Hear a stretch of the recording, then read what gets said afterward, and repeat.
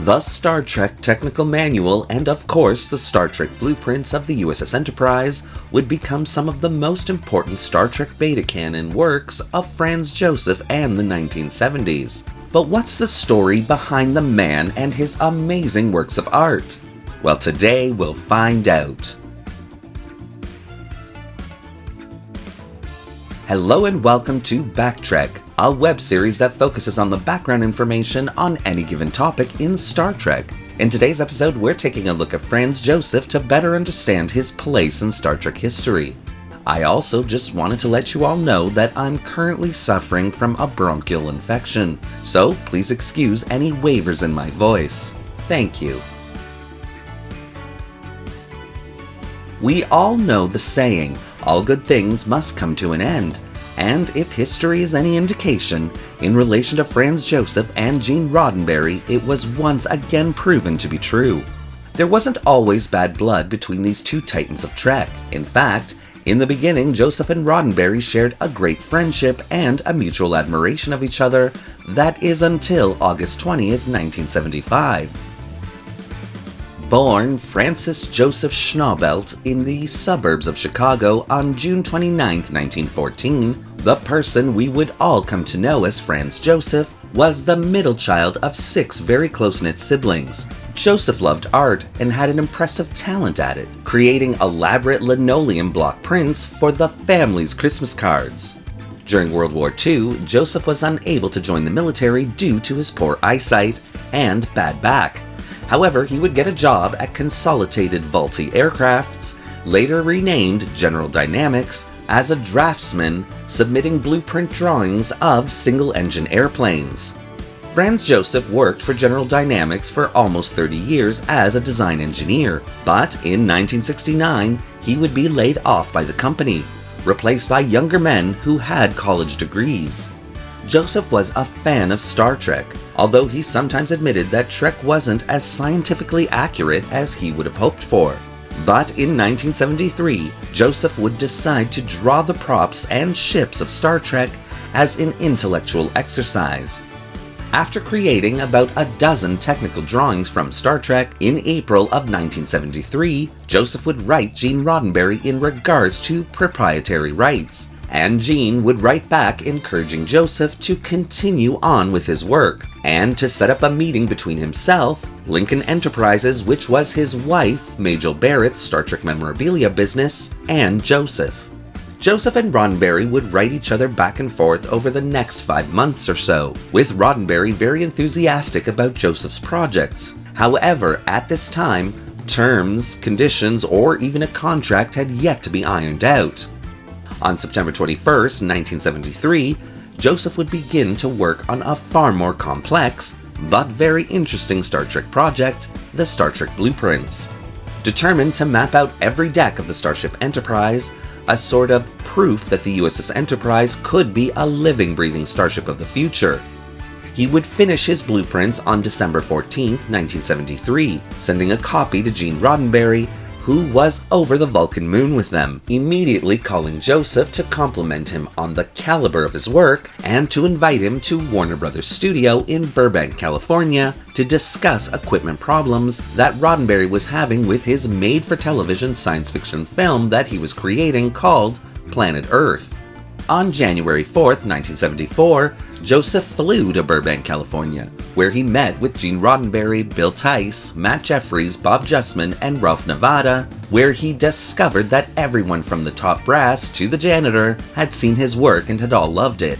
Perhaps a little starry-eyed, Joseph would agree to assist Roddenberry and his crew on some of the props for Planet Earth. And here is where things begin to sour between Joseph and Roddenberry. Flying home at warp speed, Joseph would work his tribbles off on the Planet Earth prop drawings, delivering them to Roddenberry around January 17, 1974. Then, on January 28th, Norway Productions, which was Gene Roddenberry's production company, began to debate the assignment of rights over Franz Joseph's prop creations, as Gene felt they should be his. Meanwhile, having received no response from Roddenberry or Lincoln Enterprises for over 10 months regarding his Star Trek Starfleet Technical Manual, Joseph decided to write Paramount Television, asking for information as to who holds the proprietary rights to Star Trek, and how he might obtain a licensing agreement to sell his work at an upcoming convention. A mere 4 days later, Paramount responded with a one-shot licensing agreement, which would allow Joseph to sell his work at the convention, and he did so, selling 410 copies of his work, with an additional 450 requests taken, proving that there was a demand for his work about Star Trek. On April 30th, 1974, Lou Mindling, vice president of Paramount Television, called Joseph and offered him a royalty agreement, and even going so far as to open the door for Joseph with Ballantine Books.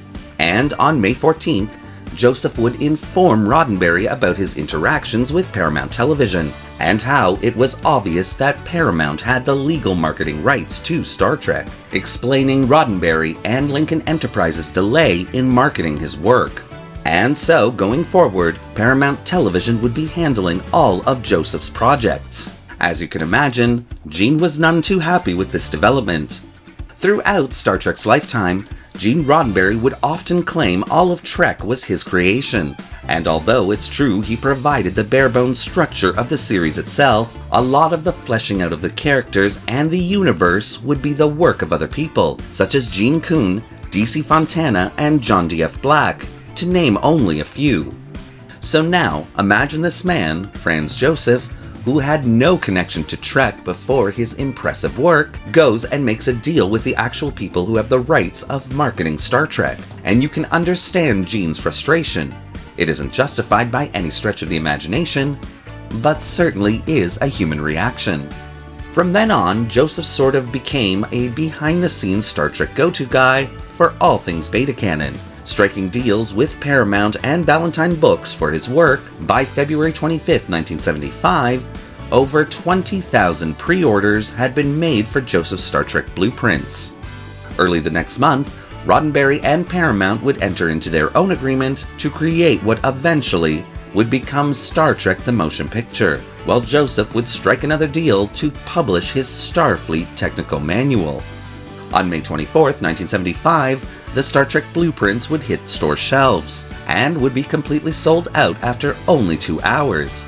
After finalizing his Starfleet Technical Manual contract with Ballantine, out of respect, Joseph would send the embittered Gene Roddenberry a copy of it, only to have Roddenberry angered even more, as Gene felt he wasn't acknowledged enough in Franz Joseph's work. The Starfleet Technical Manual was even a bigger success than the blueprints had been, with over 400,000 copies pre-sold, and once this impressive manual hit the shelves in November of 1975, it too was quickly sold out, even hitting the #1 spot on the New York Times bestsellers list. By February of 1976, it was clear to Paramount that Joseph truly had a great handle on Star Trek, and wanted him involved in their upcoming Star Trek project to modernize the USS Enterprise.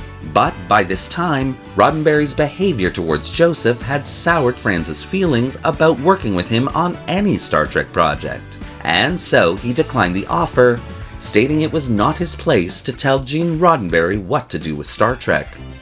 Over the whole of 1977, Joseph would be updated on the new movie's progress, but 1978 would see Joseph admitted to the hospital numerous times, where he would eventually be diagnosed with intestinal cancer. On May 30th, 1978, Joseph would undergo surgery and survive, and his health would rebound.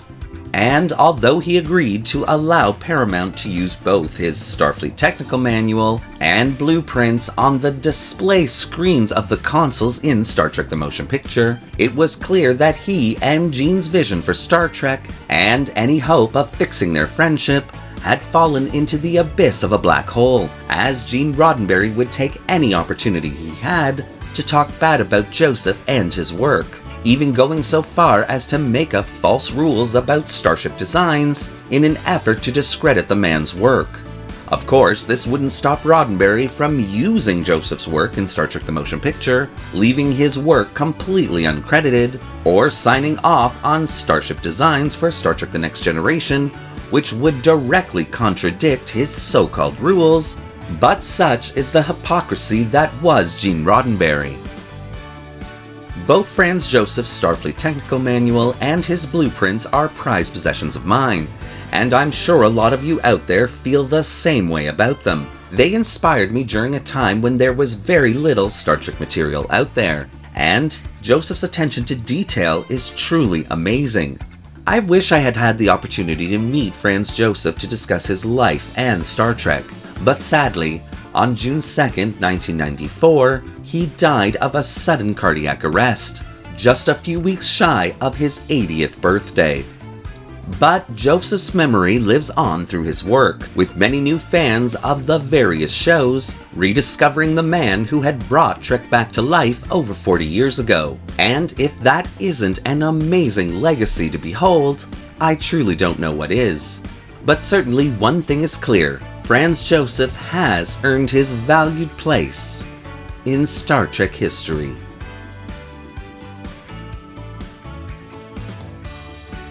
Thank you for watching today's episode of Backtrack. What do you think of Franz Joseph's work and the behind-the-scenes drama between him and Gene Roddenberry? Well, leave your comments in the section below. And don't forget to like the video and subscribe to the channel, hitting that little bell icon so you won't miss a single video we release. I'd also like to take a moment to thank TrekPlace.com for being such a valuable resource in the making of this video. A link to their website is in the description below. Want to help the channel keep the spirit of Star Trek alive like Franz Joseph did? Then consider becoming a channel member subscriber or a channel patron. Both a major help that allows this channel to purchase resources and 3D models to keep it going. The link to both memberships is in the description below. Thanks again for watching. Live long and prosper.